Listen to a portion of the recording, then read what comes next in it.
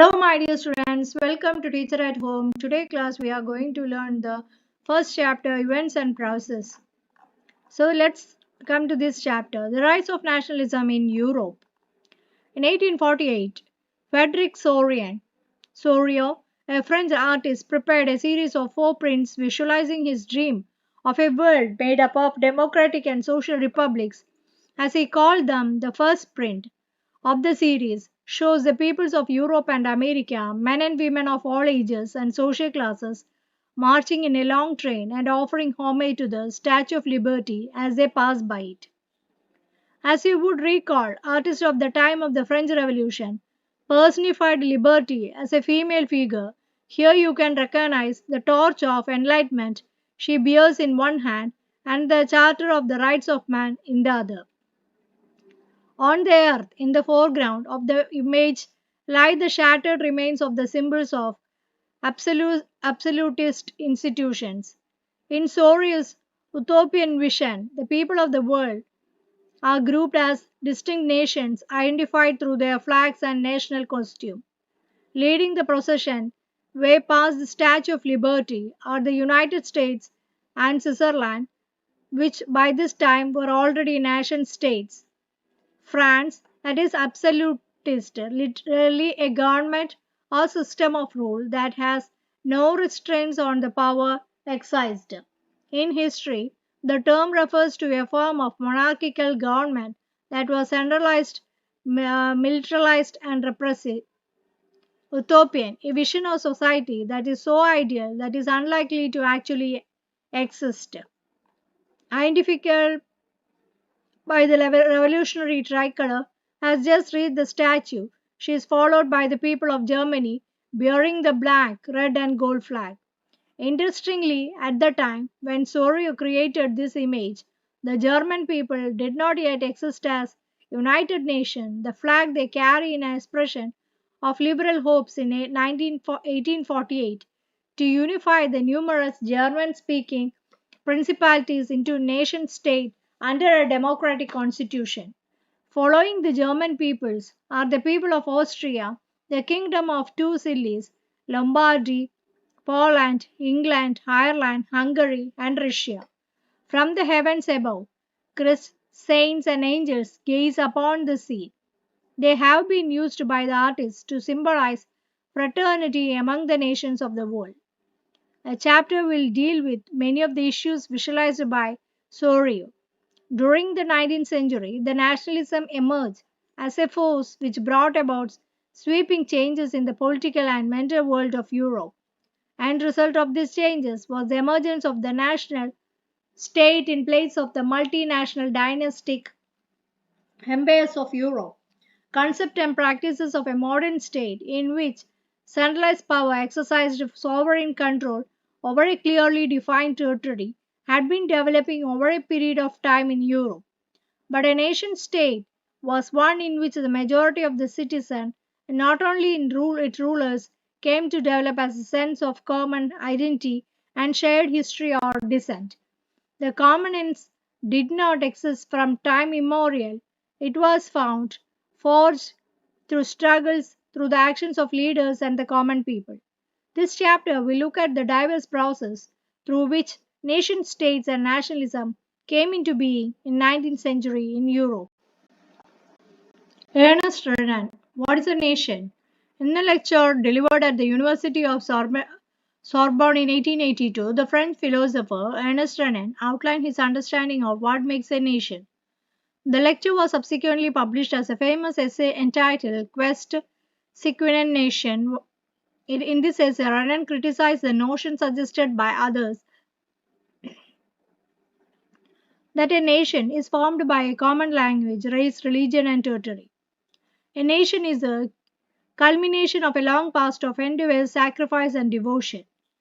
A heroic past, great man glory, that is the capital, social capital upon which one bases a national idea, to have common glories in the past, to have a common will in the present, to have performed great deeds together, to wish to perform still more. These are the essential conditions of being a people. A nation is therefore a large scale solidarity. Its existence is a daily plebiscite. A province in its inhabitants, if anyone has the right to be consulted, it is the inhabitant. A nation never has any real interest in annexing or holding on to a country against its will. Existence of nations is a good thing, necessity even. This existence is a guarantee of liberty, which would be lost if the world had only one law and only one master.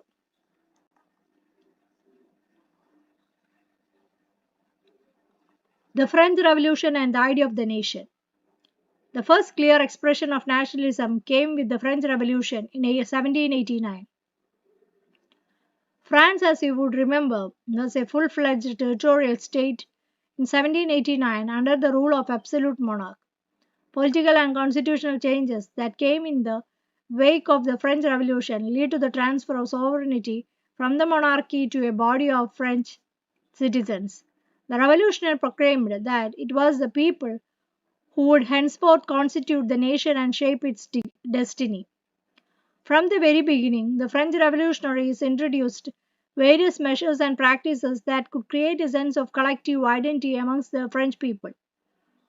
Ideas of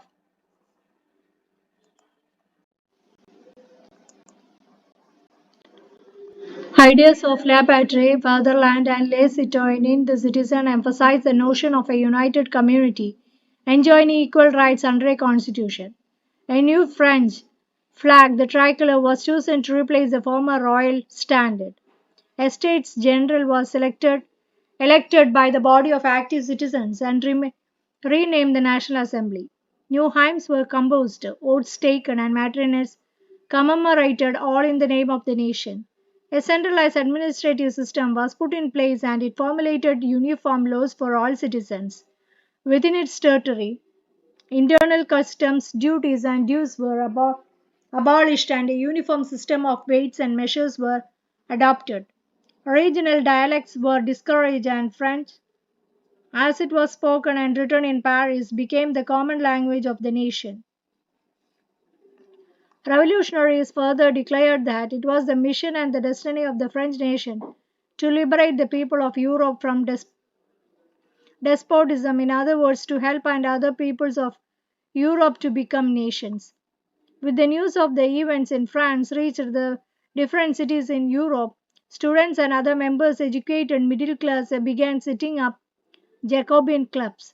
Activities and campaigns prepared the way for the French armies, which moved into Holland, Belgium, Switzerland, much of Italy in the 1790s. With the outbreak of the Revolutionary Wars, the French armies began to carry the idea of nationalism abroad.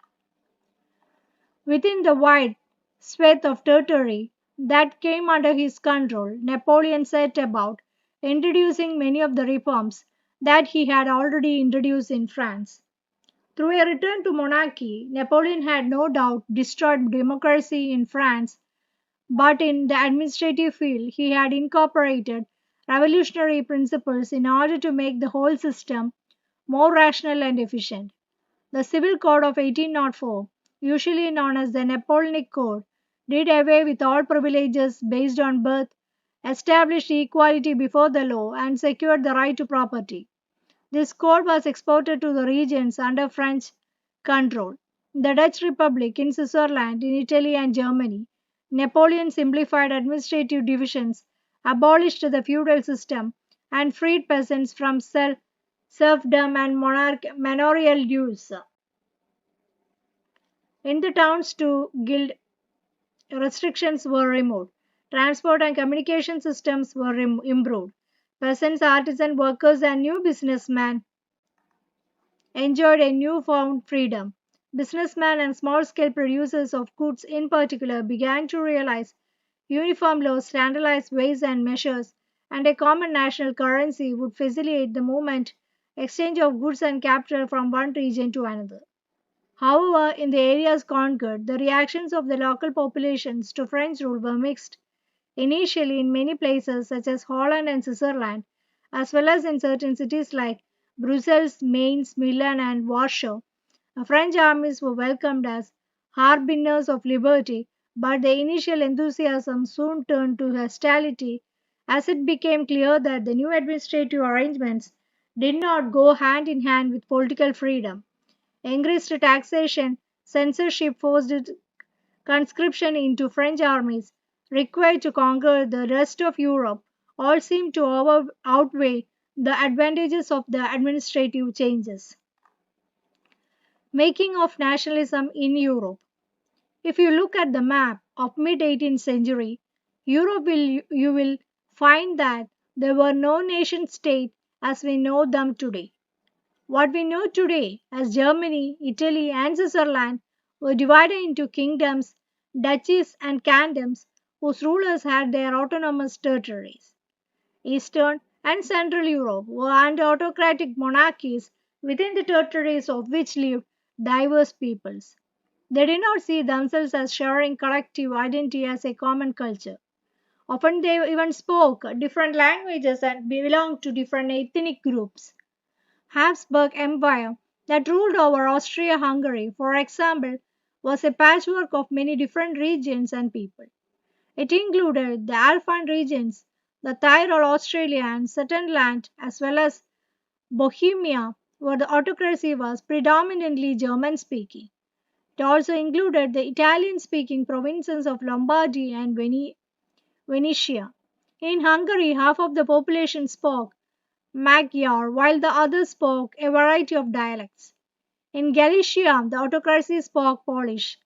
Beside these three dominant groups, there also lived within the boundaries of the empire a mass of subject peasant peoples, Bohemians and Slovaks into the north, Slovaks in Carniola, Grots in the south, and Romans to the east in Transylvania.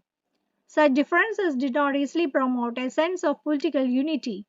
The only tie binding their diverse groups together was a common alliance to the emperor.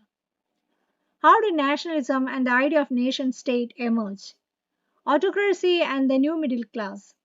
Socially and politically, a landed autocracy was the dominant class of the continent. Members of this class were united by a common way of life that cut across regional diversions. They owned estates to the countryside and also townhouses. They spoke French for purpose of diplomacy and in high society. Their families were often connected by ties of marriage. Their powerful autocracy was, however, numerically a small group. Majority of the population was made up of peasantry. To the west, the bulk of the land was farmed by the tenants and small owners, while Eastern and Central Europe, a pattern of landholding, was characterized by the vast estates which were cultivated by serfs. In Western and parts of Central Europe, the growth of industrial production and trade meant that growth of towns and the emergence of commercial classes whose existence was based on production to the market. Industrialization began in England in the second half of the 18th century, but in France and parts of the German states, it occurred only during the 19th century. In its wake, new social group came into being, a working class population and middle classes made up of industrialists, businessmen, professionals. In Central and Eastern Europe, these groups were similar in number till late 19th century. It was among the educated, liberal middle class that ideas of national unity following the abolition of aristocratic privileges gained popularity. What did liberal nationalism stand for? Ideas of national unity in early 19th century Europe were closely aligned to the ideology of liberalism. The term liberalism derives from the Latin root liber, meaning free. For the new middle classes, liberalism stood for freedom for the individual and equality for all before the law. Politically, it emphasizes the concept of government by consent. Since the French Revolution, liberalization has fought for the end of autocracy and clerical privileges, a constitution and representative government through parliament. 19th century liberals also stress the inviolability of private property. Yet, equality before the law did not necessarily stand for universal suffrage. You will recall that in revolutionary France, which marked the first political experiment in liberal democracy, the right to vote and to get elected was granted exclusively to property owning men. Men without property and all women were excluded from political rights. Only for a brief period under the Jacobins did all adult males enjoy suffrage. However, the Napoleonic Code went back to limited suffrage, reduced women to the status of minor, subject to the authority of fathers and husbands. Throughout the 19th and early 20th century, women and not propertied men organized opposing movements demanding equal political rights. In the economic sphere, liberalism stood for the freedom of markets and the abolition of state imposed restrictions on the movement of goods and capital. During the 19th century, this was a strong demand of the emerging middle classes. Let us take the example of German speaking regions in the first half of the 19th century. Napoleon's administrative measures had created, out of countless small principalities, a confederation of 39 states. Each of these possessed its own currency and weights and measures. A merchant traveling in 1833 from Hamburg to Nuremberg to sell his goods would have had to pass through 11 customs barriers and pay a custom duty of about 5% of each of them. Duties were often levied according to the weight or measurements of the goods. As each region had its own system of weights and measures, this involved a time consuming calculation. The measure of clothes, for example, was the ellie which in each region stood for a different length. An ellie of textile material bought in Frankfurt would get you 54.7 centimeter of cloth, in Mainz 55.1 centimeter, in Nuremberg 65.6 centimeter, in Freiburg 53.5 centimeter. Such conditions were viewed as obstacles to economic exchange and growth by the new commercial classes who argued for the creation of a unified economic territory, allowing the unhindered movement of goods, people, and capital. In 1834, a customs union of Solheim was founded at the initiative of Prussia and joined by the most of the German states. Union abolished tariff barriers and reduced the numbers of currencies from over 30 to 2. The creation of a network of railways further stimulated mobility, harnessing economic interest to national unification. A wave of economic nationalism strengthened the wider nationalist sentiments growing at that time. A new conservatism after 1815. Following the defeat of Napoleon in 1815, European governments were driven by a spirit of conservatism. Conservatives believed that established traditional institutions of state and society, like the monarchy, the church, social hierarchy, property, and the family, should be preserved. Most conservatives, however, did not propose to return to the society for pre-revolutionary days. Rather, they realized from the changes initiated by Napoleon that modernization could in fact strengthen traditional institutions like the monarchy. It could make the state power more effective and strong. A modern army and efficient bureaucracy, a dynamic economy, abolition of feudalism and serfdom could strengthen the autocratic monarchies of Europe. 1815, representatives of the European powers, Britain, Russia, Prussia, and Austria, who had collectively defeated Napoleon, met at Vienna to draw up settlement of Europe for Europe. Congress was hosted by the Austrian Chancellor Dag Metternich. The delegates drew up the Treaty of Vienna of 1815 with the object of undoing most of the change that had come about in Europe during the Napoleonic Wars. The Bourbon dynasty, which had been deposed during the French Revolution, was restored to power and France lost the territories it had annexed under Napoleon. A series of states were set up the boundaries of France to prevent French expansion in future. Thus, the Kingdom of the Netherlands, which included Belgium, was set up in the north and Genoa was added to Piedmont in the south. Prussia was given important new territories on its western frontiers, while Austria was given control of northern Italy. But the German confederation of 39 states that had been set up by Napoleon was left untouched. In the east, Russia was given part of Poland, while Prussia was given a portion of Saxony. The main intention was to restore the monarchies that had been overthrown by Napoleon and create a new conservative order in Europe. Conservative regimes set up in 1815 were autocratic. They did not tolerate criticism and dissent and sought to curb activities that questioned the legitimacy of autocratic governments. Most of them imposed censorship laws to control what was said in newspapers, books, plays, and songs, reflected the ideas of liberty and freedom associated with the French Revolution. Memory of the French Revolution nonetheless continued to inspire liberals. One of the major issues taken up by the liberal nationalists who criticized the new conservative order was freedom of the press. The revolutionaries. During the years following 1815, the fear of repression drowned many liberal nationalists underground. Secret societies sprang up in many European states to train revolutionaries and spread their ideas. To be revolutionary at this time meant a commitment to oppose monarchical forms that had been established after the Vienna Congress and to fight for liberty and freedom. Most of these revolutionaries also saw the creation of nation state as a necessary part of the struggle for freedom. One such individual was the Italian revolutionary Giuseppe Mazzini.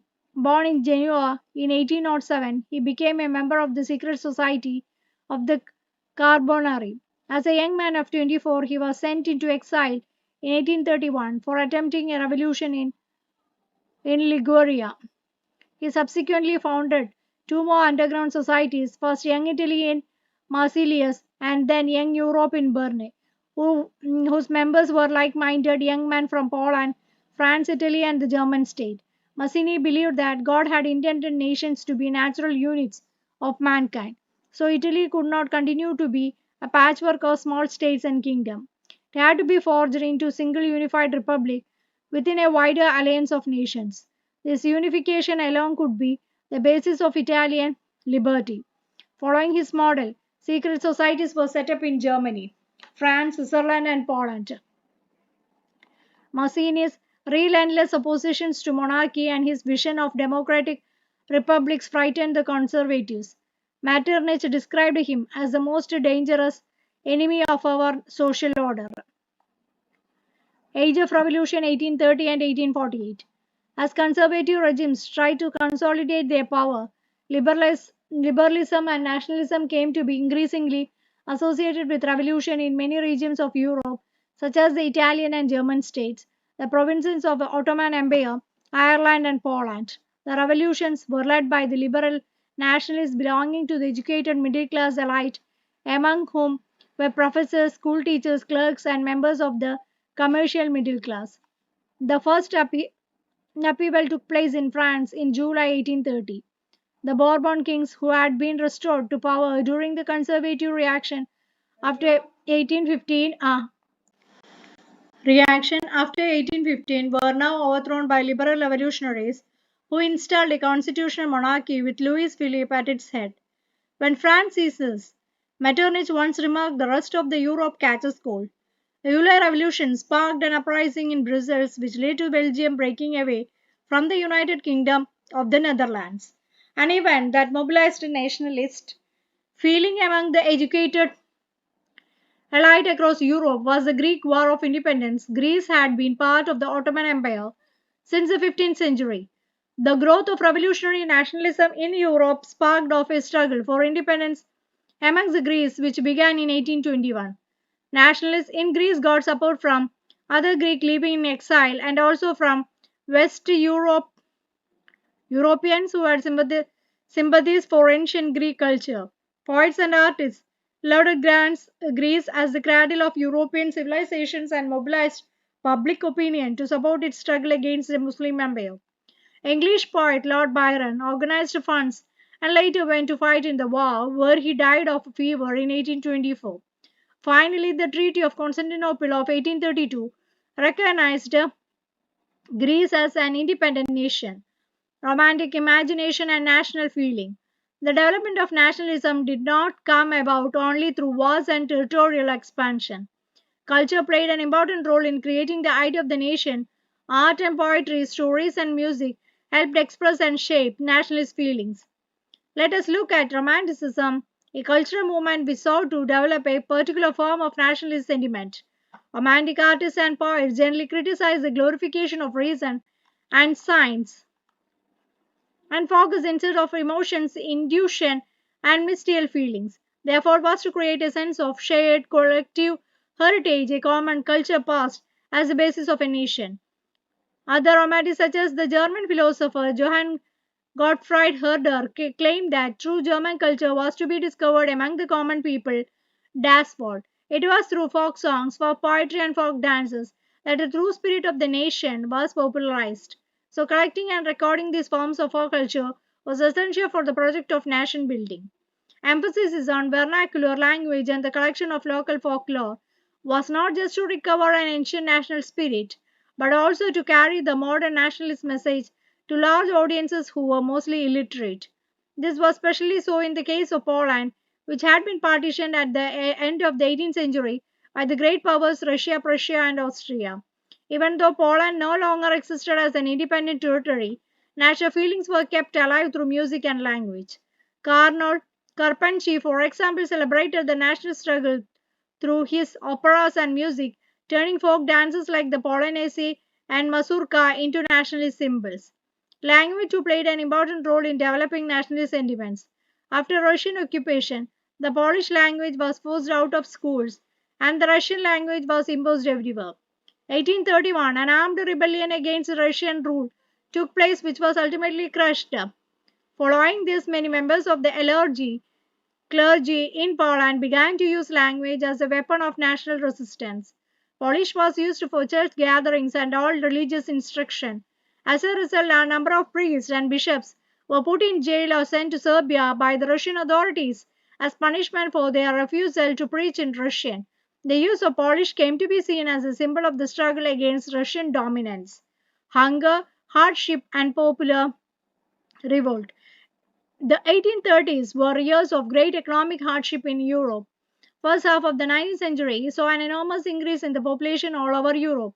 Most countries there were more seekers of jobs and employment. Population from rural areas migrated to the cities in live in overcrowded slums. Small producers in towns were often faced with stiff competition from imports of cheap machine made goods from England, where industrialization was more advanced than on the continent. This was especially so in textile production, which was carried out mainly in homes or in small workshops and was only partially mechanized. In those regions of Europe where the aristocracy still enjoyed power, peasants struggled under the burden of feudal dues and obligations, the rise of food prices, or the year of bad harvest led to widespread pauperism in town and country. The year 1848 was one such year. Food shortage and widespread unemployment brought the population of Paris out on the roads. Barricades were erected and Louis Philippe was forced to flee. A National Assembly proclaimed a republic, granted suffrage to all adult males above 21, and guaranteed the right to work. National workshops to provide employment were set up. Earlier in 1845, weavers in Silesia had led a revolt against contractors who supplied the raw material, gave them orders for finished textile, but drastically reduced their payment. The journalist William Falk described the event in a Silesian village as follows. In the villages, cotton weaving is the most widespread occupation. The misery of the workers is extreme. Desperate need for jobs had been taken advantage of by the contractors to reduce the prices of the goods they order. On 4th June at 2 p.m., a large crowd of weavers emerged from their homes and marched in pairs up to the mansion of their contractor demanding higher wages. They were treated with scorn and threats alternately. Following this, a group of them forced their way to the house, smashed his elegant window panes, furniture proclaimed, and the group broke into storehouse and plundered into supplies of clothes, which they store of shirts. The contractor fled with his family to a neighboring village, which, however, refused to shelter such a person. He returned 24 hours later having requested the army. In the exchange that followed, 11 weavers were shot. The revolution of the liberals. Parallel to the revolts of the poor, unemployed, and starving peasants and workers in many European countries in the year 1848, a revolution led by the educated middle classes was underway.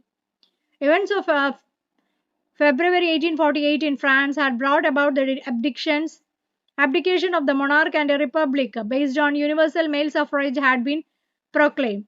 Other parts of Europe where independent nation states did not yet exist, such as Germany, Italy, Poland, the Austro-Hungarian Empire, men and women of the liberal Middle classes combined their demands for constitutionalism with a national unification. They took advantage of a growing popular unrest to push their demands for the creation of a nation state of the parliamentary principles, a constitution, freedom of the press, and national freedom of association. In the German regions, large number of political associations whose members were middle class professionals, businessmen, and prosperous artisans came together in the city of Frankfurt and decided to vote for an all German National Assembly. On 18th May 1848, 831 elected representatives marched in a festive procession to take their place in the Frankfurt Parliament Convent in the Church of St. Paul. They drafted a constitution for the German nation to be headed by the monarchy, subject to the parliament. When the deputies offered the crown to the terms of the Friedrich Wilhelm IV, King of Prussia, rejected it and joined other monarchs to oppose the elected assembly. While the oppositions of the aristocracy and military became stronger, the social basis of parliament eroded. The parliament was dominated by the middle class, who resisted the demands of workers and artisans and consequently lost their support. In the end, troops were called in and the assembly was forced to disband. The issue of extending political rights to women was a controversial one within the liberal movement, in which large numbers of women had participated actively over the years. Women had formed their own political association, founded newspapers, and taken part in political meetings and demonstrations. Despite this, they were denied suffrage rights during the elections of the assembly. When the Frankfurt Parliament convened in the Church of the St. Paul, women were admitted only as the observers to stand in the visitors' gallery. The conservative forces were able to suppress liberal movements. 1848, they could not restore the older monarch. Old order monarchs were beginning to realize the cycles of revolution and repression could only be ended by granting concessions of the liberal nationalist revolutionaries. Hence, in the years after 1848, autocratic monarchies of Central and Eastern Europe began to introduce the changes that had already taken place in Western Europe before 1815. The serfdom and bonded labor was abolished both in the Habsburg dominions and in Russia. The Habsburg rulers granted more autonomy to the Hungarians in 1867. Making of Germany and Italy. Germany can the army be the architect of a nation. After 1848, nationalism in Europe and moved away from its association with democracy and revolution. Nationalist sentiments were often mobilized by conservatives for promoting state power and achieving political domination over Europe. This can be observed in the process by which Germany and Italy came to be unified as nation states. As you can see, nationalist feelings were widespread among middle class Germans who in 1848 tried to unite the different regions of the German Confederation into the nation state governed by elected parliament. Liberal initiative to building was, however, repressed by the combined forces of the monarchy and the military supported by the large landowners of Prussia. From then, Prussia took up the leadership of the movement for national unification. Its chief minister, Otto von Bismarck, was the architect of the process carried out with the help of the Prussian army and bureaucracy. Over 7 years were Austria, Denmark, and France, and an in Prussia victory, completed the process of unification. In January 1871, the Prussian King William I was proclaimed German Emperor in ceremony held at Versailles. On the bitterly cold morning of 18 January 1871, an assembly comprising the princes of the German states, representatives of the army, important Prussian ministers, including the chief minister Otto von Bismarck, gathered in the unheated hall of the mirrors in the Palace of Versailles to proclaim the new German Empire headed by Kaiser Wilhelm I of Prussia. The nation building process in Germany had demonstrated the dominance of Prussian state power.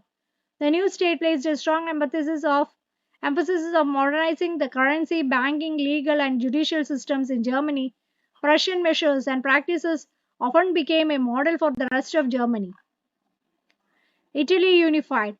Like Germany, Italy too had a long history of political fragmentation. Italians were scattered over several dynastic states, as well as the multinational Habsburg Empire. During the middle of the 19th century, Italy was divided into 7 states, of which only one, Sardinia, Piedmont, was ruled by Italian princely house. The north was under Austrian Habsburg, the center was ruled by the Pope, and the southern region was under the domination of the Bourbon kings of Spain. Even the Italian language has not acquired one common form and still had many regional and local variations. During the 1830s, Giuseppe Mazzini had sought to put together a coherent program for the unitary Italian Republic.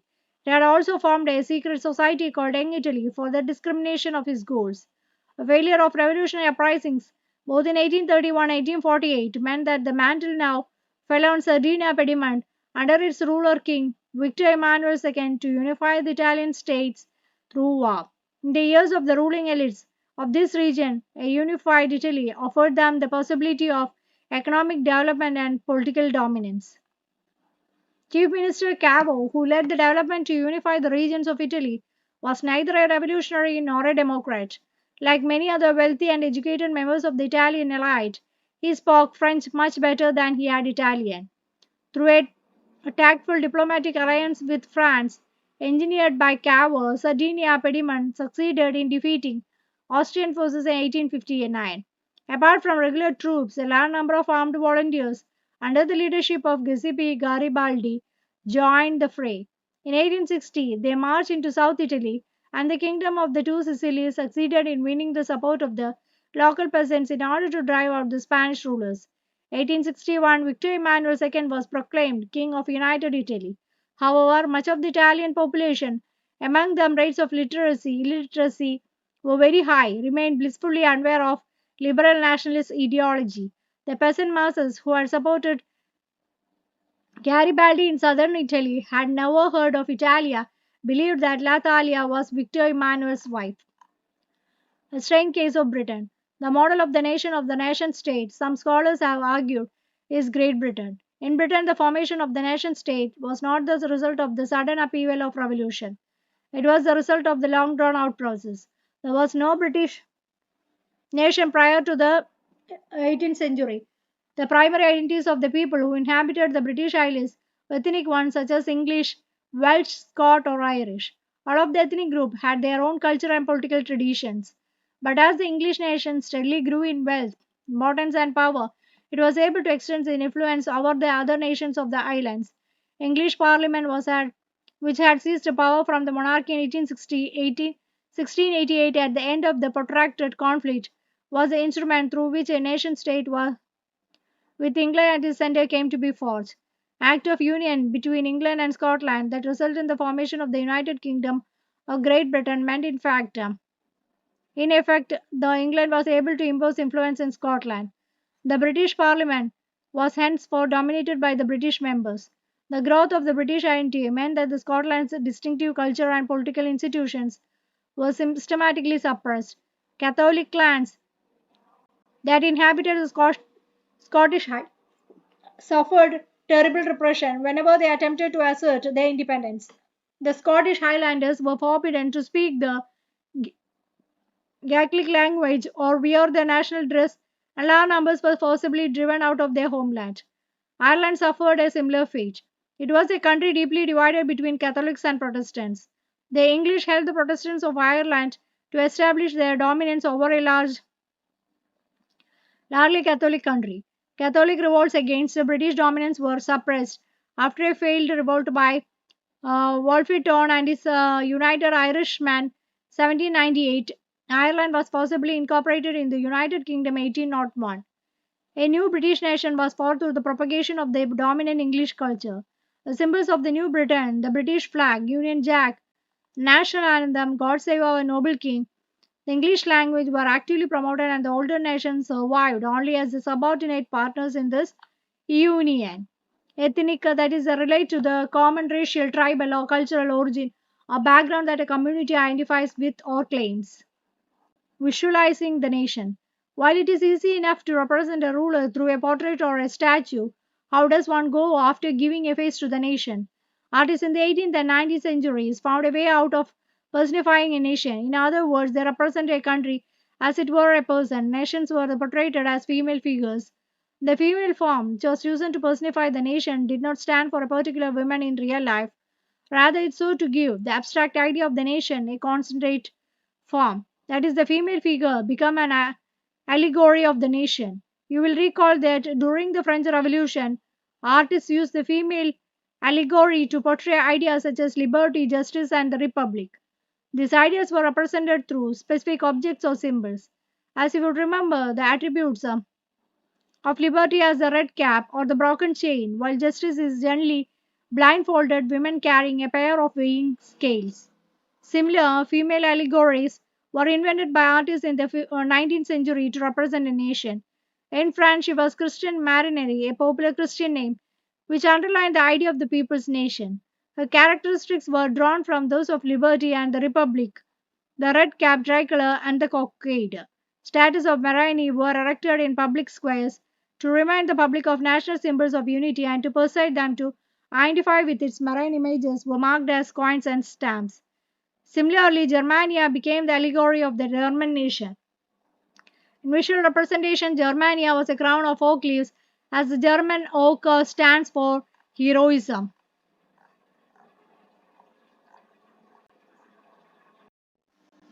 Nationalism and imperialism. By the last quarter of the 19th century, nationalism no longer retained idealistic liberal democratic sentiments of the first half of the century, but became a narrow creed with limited ends.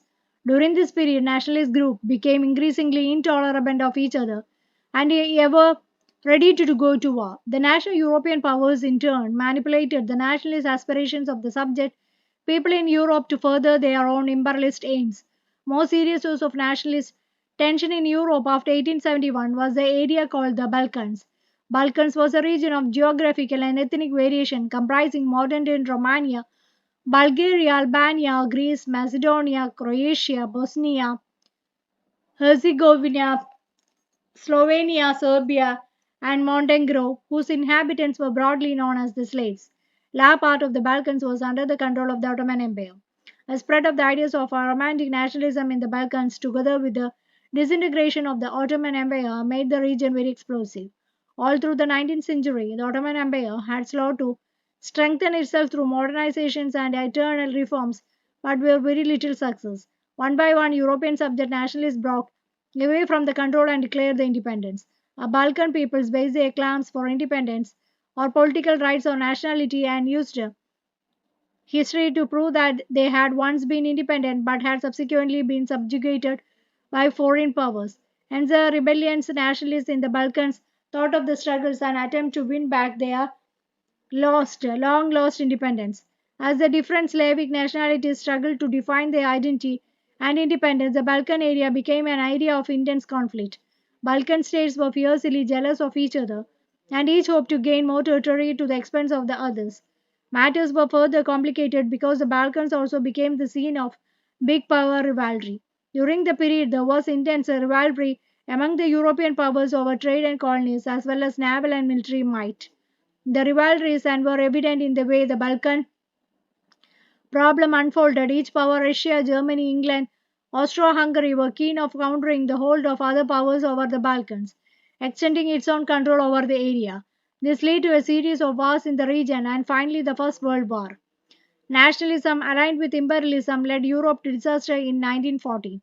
But meanwhile, many countries of the world which had been colonized by the European powers in the 19th century began to oppose imperial domination. Anti imperial movements that developed everywhere were nationalist in the sense that they all struggled to form independent nation states and were inspired by a sense of collective national unity forged in confrontation with imperialism. European ideas of nationalism were, however, replicated to people everywhere, developed their own specific variety of nationalism. But the idea that societies should be organized in nation state came to be accepted as natural and universal. So that's all about this chapter. If you are interested, please do like, share, and subscribe my channel. Okay, thank you.